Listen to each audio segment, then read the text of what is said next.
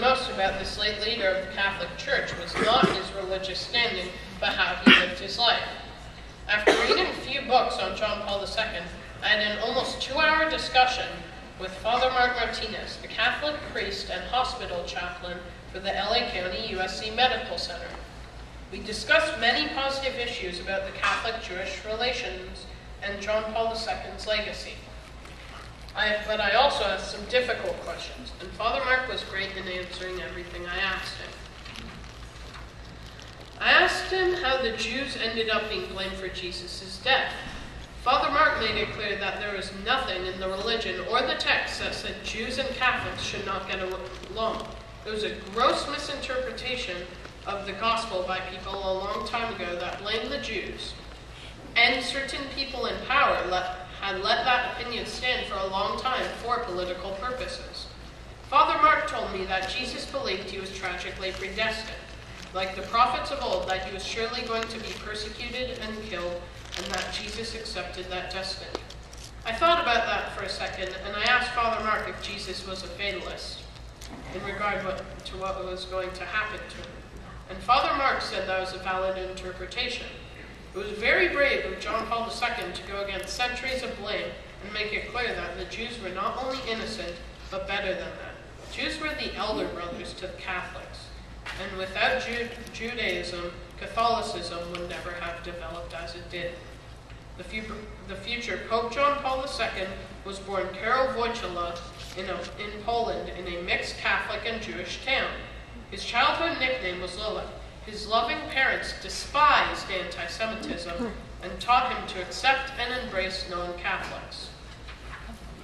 Lolek's best friend was a Jewish boy named Jerzy Kluger, and together they played on a mostly Jewish soccer team. Lolek's next-door neighbor and close friend was Ginka Beer, a young Jewish actress who acted with him in plays.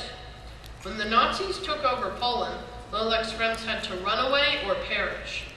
This was a very painful time for everyone in town, including young Karol. As I discussed the Holocaust with my father, he explained to me that a hockey arena full of victims were killed every day in the death camps. This was absolutely horrendous and tragic, but with no disrespect intended, only my Canadian father would use the words hockey arena to make this point. The effects of the Holocaust deeply moved Lolek, and many years later, long after World War II had ended, when Lolek had become the Pope, he granted his very first audience in the Vatican to his surviving Jewish friends. And he worked behind the scenes with his childhood friend Jerzy in an effort that culminated in the Vatican's recognition of Israel in 1993. John Paul II was the very first Pope to visit the death camps, Israel, the Wailing Wall, and the main synagogue of Rome. He began and encouraged conversations between all religions, including Islam. He even visited the imprisoned Islamic man who tried to assassinate him, and he fought for religious freedom for all peoples, especially those behind the Iron Curtain. My conversations with Father Mark covered a lot of ground. I asked him if he agreed with Muhammad's belief that the God of the Jews, Christians, and Muslims was one and the same. The answer was both yes and kind of yes. Father Mark agreed there is but one God in all three religions, but also said each religion has its God revealed in a different way. He said the Jews have Yahweh or Jehovah, Islam has Allah, and Catholicism worships three persons as one God, the Trinity of the Father, Son, and Holy Ghost. It was both fascinating and confusing to comprehend this philosophy. Father Mark called it the mystery of faith. So I learned about an incredible man, Pope John Paul II, from a wonderful man, Father Mark Martinez. And I am truly grateful for having learned so much, a lot to think about and a lot to ponder. Dr. Sue Rubin, a minister in the Church of Religious Science, is one of the kindest and most welcoming people I have ever met. She has ministered to my grandmother, my mother, and many of their friends. I started off by asking her if the Church of Religious Science is actually a religion. Dr. Rubin said that most religions have one specific dogma, which, to be honest with you, I have no idea what dogma means. But then she went on to say that the Church of Religious Science gleans its ideas about life from all religious texts, stories, and ideas. be it Christianity and the Bible, Judaism and the Torah, Islam and the Quran, and beyond, including Buddhism. She also sees religious science as a trans-denominational approach. So then I asked her, what is the relationship between Jewish people and her church? Dr. Rubin said there were people of many faiths who attended, and that she in fact herself is Jewish and still identifies as being ethnically Jewish. But instead of going to synagogue and practicing Judaism, she studies and practices what is called science of mind, which combines many religious and philosophical teachings. It was interesting that by using this approach and studying many religions, she now knows more about Judaism than she ever did before. In fact, her teachings sound very much like what we do at Shalom. We study the traditions that come from stories and myths from the past and find the relevance of these stories in our lives today. For example, Passover.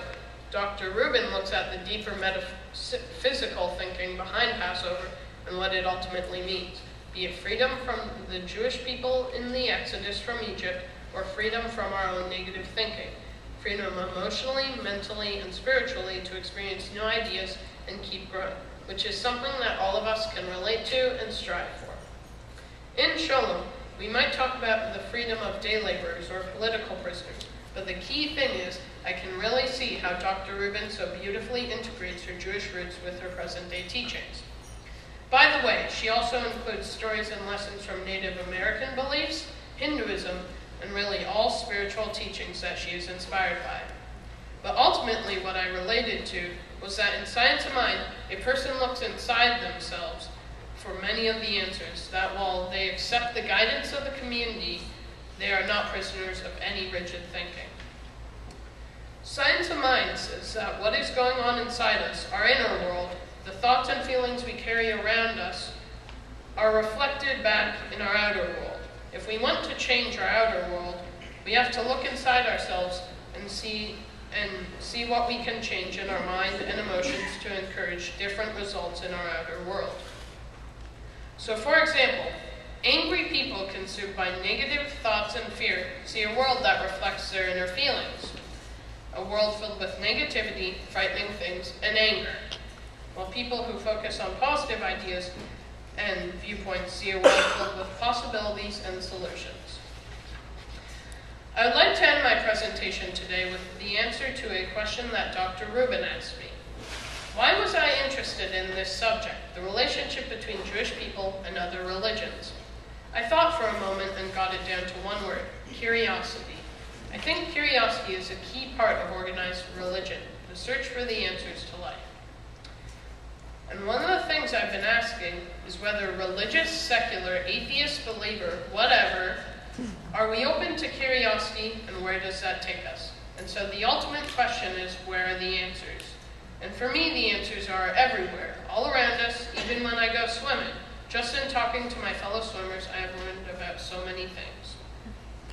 For myself, the spiritual part of my being an agnostic secular Jew is the influence of the community. A community where I learn about my Jewish history and heritage, listen to many different political and spiritual beliefs, and after I gather all the information, the community encourages me to think for myself.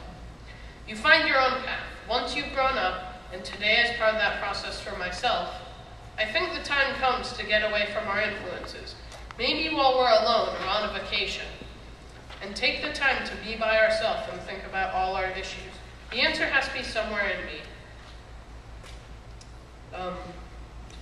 Influenced by my community and family, but at the end of the day, I will only find out who I am by looking inside myself. What started as an outward journey has become an inward journey, and I guess that's all part of my process of becoming a man. Thank you.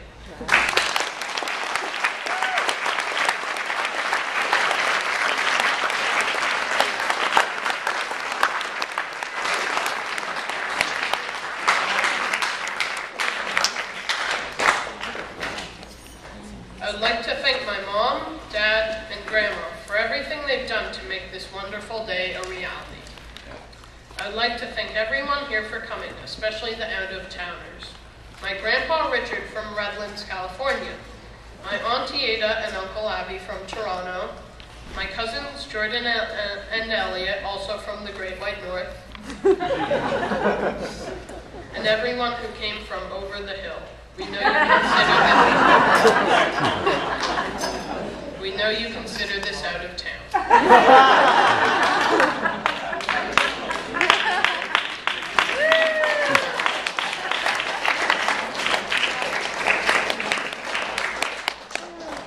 I'd like to thank the Sholem community for helping guide me through this journey.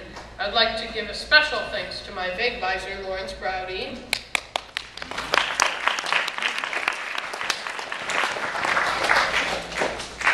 for your encouragement and guidance. And finally, I would like to thank my bar mitzvah partner, or soul brother, Sam, for joining me on this journey. Thank you, Sam, and thank you, everyone.